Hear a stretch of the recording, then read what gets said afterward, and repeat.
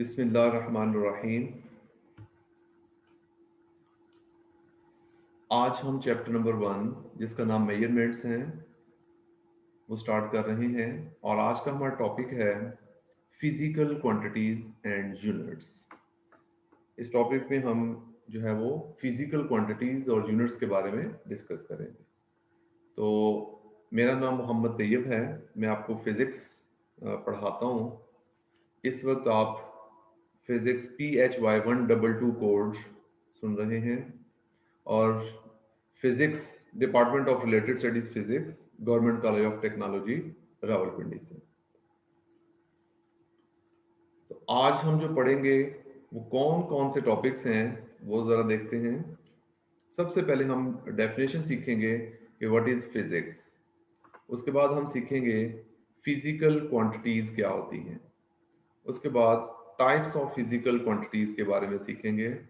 उसके बाद हम पढ़ेंगे यूनिट्स क्या हैं, फिर टाइप्स ऑफ यूनिट्स कौन कौन सी हैं, फिर सिस्टम ऑफ यूनिट्स कौन कौन से हैं, फिर हम यूनिट्स को कैसे कन्वर्ट करते हैं, यूनिट की कन्वर्जन सीखेंगे। तो आज हम इन टॉपिक्स के मतलब पढ़ेंगे। तो सबसे पहले हम सीखते हैं कि व्हाट इज फिजिक्स। फिजिक्स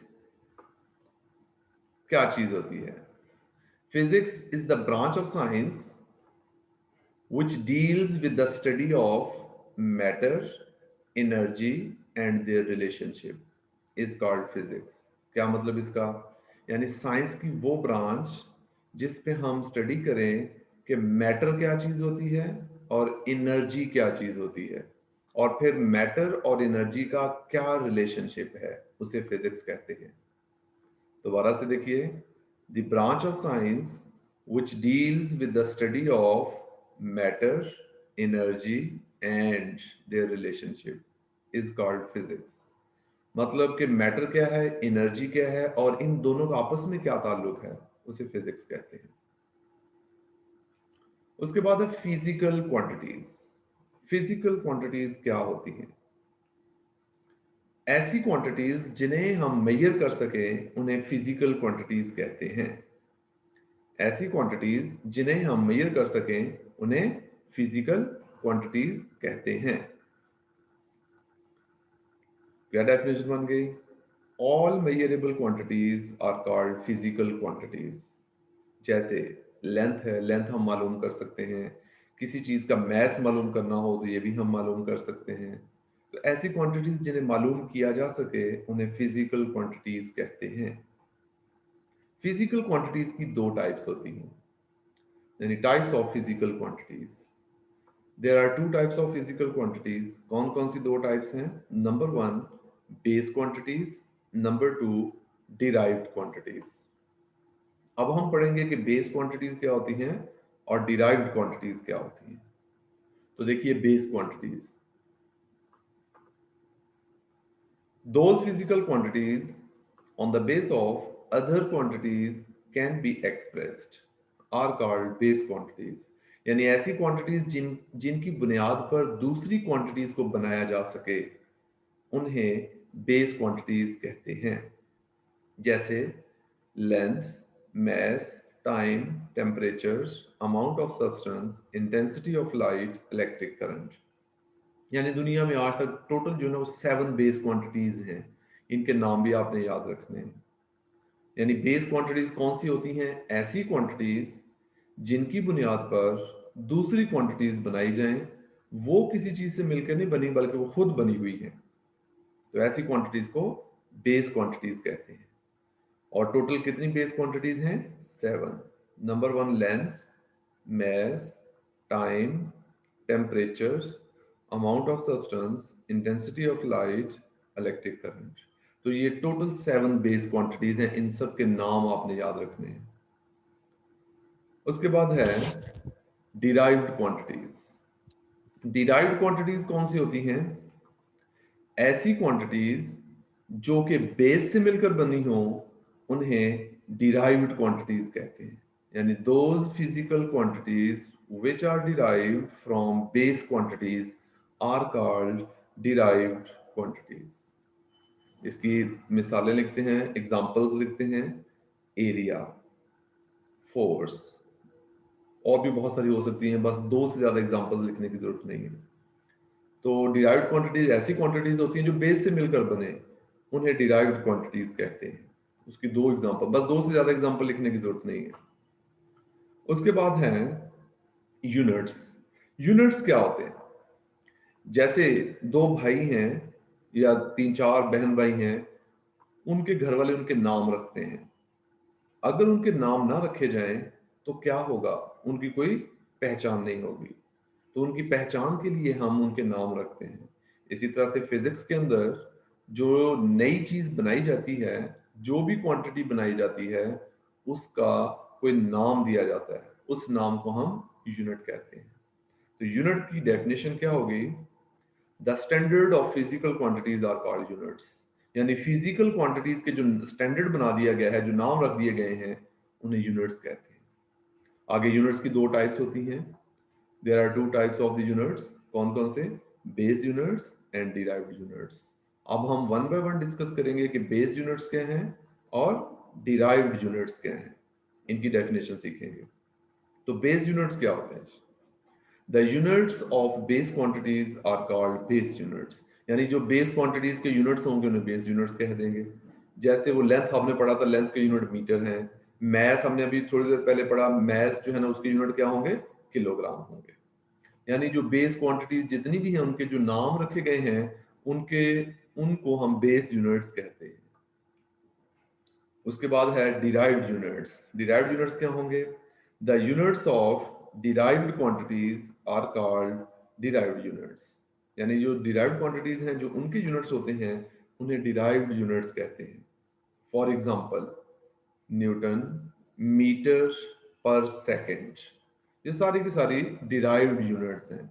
यानी 7 बेस क्वांटिटीज के अलावा जो भी यूनिट्स होंगे वो सारे के सारे डिराइव्ड होंगे। ये था जी यूनिट के बारे में। अब देखिए, अब हम कुछ बेसिक डेफिनेशन सीखते हैं। बड़ी इंपॉर्टेंट डेफिनेशंस हैं जो कि पेपर में बहुत आती हैं। हमारे जो कोर्स में सबसे ज्यादा पेपर में आने वाली ये डेफिनेशंस हैं। इनके बारे में हम पढ़ते हैं, देखते हैं कि क्या है। What is metre? अगर आपसे कोई पूछे डिफाइन मीटर या किलोग्राम या सेकंड, वो कहते हैं मीटर को डिफाइन करें, किलोग्राम को डिफाइन करें और सेकंड को डिफाइन करें। ये 2 नंबर का क्वेश्चन जो है ना वो हर साल पेपर में आता है, बड़ा इंपॉर्टेंट है, इसलिए आपने इसको अच्छे तरीके से याद रखना है। तो देखिए मीटर क्या है। जब लाइट एक वैक्यूम के अंदर 1/299792458 सेकंड में जितना डिस्टेंस कवर करती है, उस डिस्टेंस को 1 मीटर कहते हैं। दोबारा से बता रहा हूं कि जब लाइट किसी वैक्यूम के अंदर 1/299792458 सेकंड में जितना डिस्टेंस कवर करे, उस डिस्टेंस को मीटर का नाम दिया गया है। यानी सबसे पहले जो मीटर बनाया गया था, उसको ये इस तरह से बनाया गया था कि जब भी कोई रोशनी, लाइट किसी भी खाली जगह में इतने सेकंड में जितना डिस्टेंस कवर करती है, उस डिस्टेंस को मीटर का नाम दिया गया है। उसके बाद है किलोग्राम।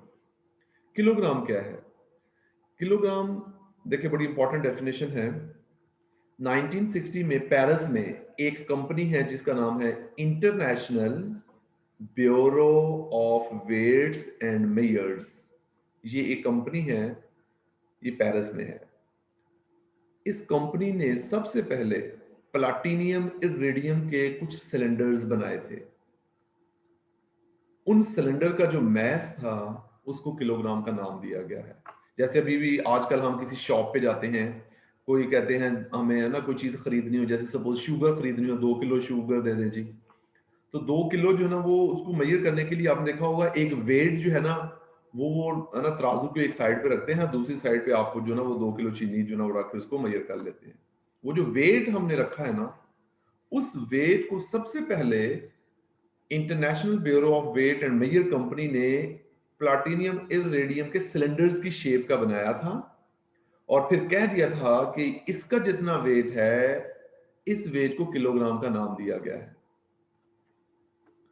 तो उस प्लाटिनियम इरेडियम के सिलेंडर्स का जो मैस है, उस मैस को किलोग्राम का नाम दिया गया। और ये कहां पर है? ये पेरिस में है। और किस कंपनी ने वो प्लाटिनियम इरेडियम के सिलेंडर बनाए थे? International Bureau of Weights and Measures ने।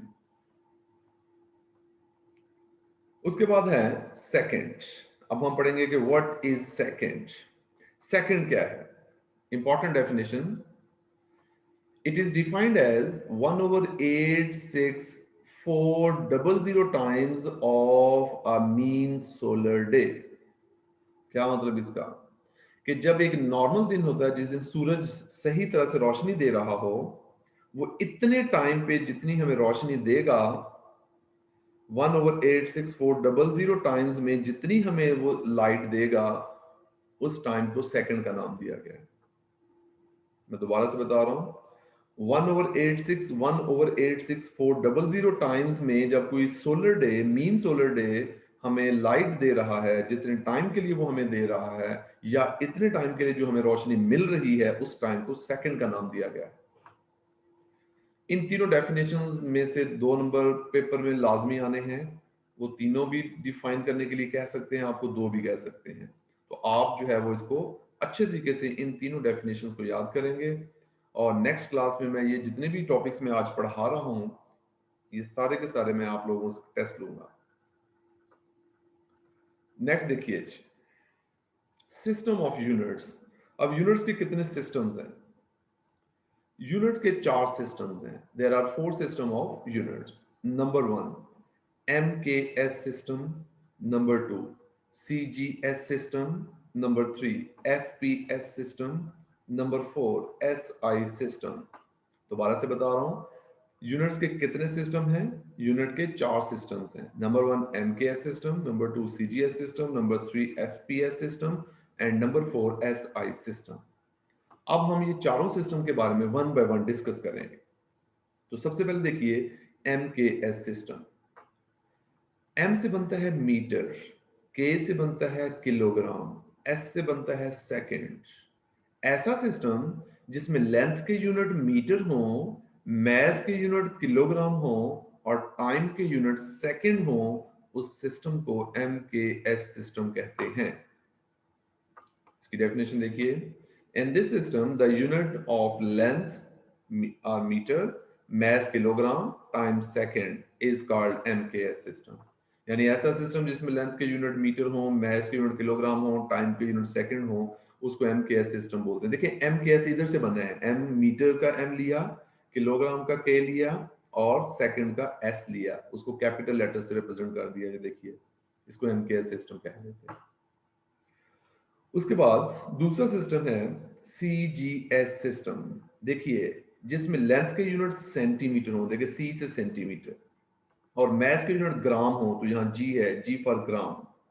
यहाँ टाइम के यूनिट सेकंड हो तो S for second.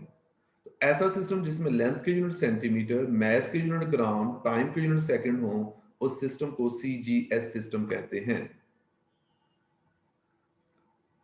Number 3 FPS system. देखिए F से क्या बनता है? F से बनता है फुट। फुट लेंथ के यूनिट होते हैं। पाउंड, P से पाउंड, पाउंड मैस के यूनिट होते हैं। और S से सेकंड, सेकंड टाइम के यूनिट होते हैं। ऐसा सिस्टम जिसमें लेंथ के यूनिट फुट हो, मैस के यूनिट पाउंड हो, टाइम के यूनिट सेकंड हो, उस सिस्टम को FPS सिस्टम कहते हैं।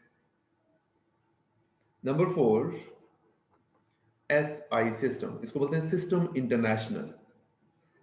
जो कि इंटरनेशनल सिस्टम, वो जो आपने 7 बेस क्वांटिटीज के यूनिट रखे गए हैं, उसी को कहते हैं। अच्छा जी, इस सिस्टम के अंदर वही लेंथ के यूनिट मीटर होते हैं, मैस के यूनिट किलोग्राम होते हैं, टाइम के यूनिट सेकंड होते हैं। ये आपने याद रखना है। वो जैसे हमने MKS पढ़ा था, ये और वो तकरीबन सेम है, उसमें कोई फर्क नहीं है। तो ऐसा सिस्टम जिसमें लेंथ के यूनिट मीटर हो, मैस के यूनिट किलोग्राम हो, टाइम के यूनिट सेकंड हो, उस सिस्टम को SI सिस्टम कहते हैं। उसके बाद है यूनिट कन्वर्जन। यूनिट कन्वर्जन का क्या मतलब है? कि आपने यूनिट को एक सिस्टम से दूसरे सिस्टम में कन्वर्ट करना है। तो हम एक एग्जांपल लेते हैं।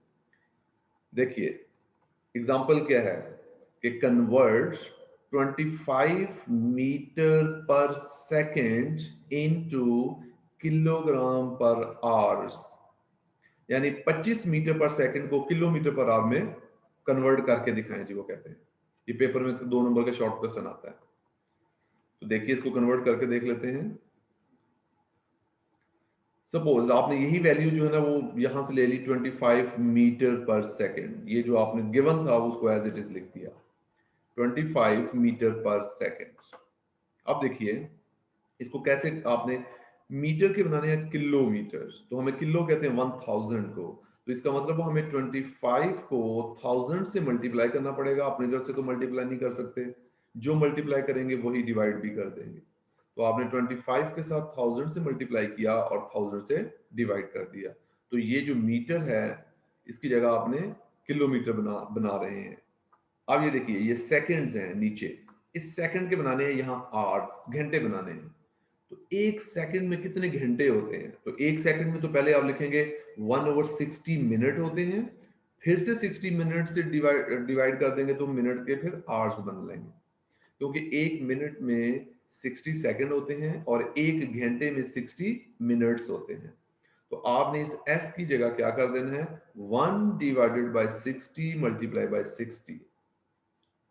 अगले स्टेप में क्या होगा, तो ये देखिए गौर से देखना, ये 25 एज इट इज, ये मल्टीप्लाई उसी तरह से 1000 की जगह k लिख सकते हैं, k मींस किलो, तो आपने इस 1000 की जगह k लिख दिया। तो ये जो 1000 है ये नीचे आ जाएगा यहाँ इस इधर, तो ये मैंने 1000 लिख दिया।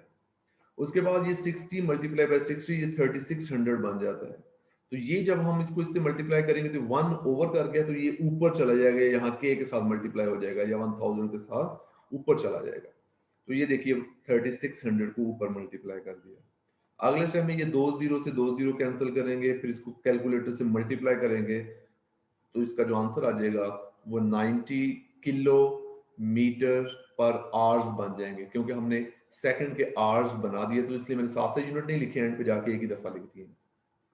तो ये हमारे पास कन्वर्जन होगी 25 मीटर पर सेकंड की किलोमीटर पर आवर्स में, यानी 25 मीटर पर सेकंड को 90 किलोमीटर पर आवर में कन्वर्ट कर दिया गया है। एक और एग्जांपल लेते हैं, देखिए अब हम इसको उलट काम करते हैं। पहले था कि आपने मीटर पर सेकंड को किलोमीटर पर आवर में कन्वर्ट करना था।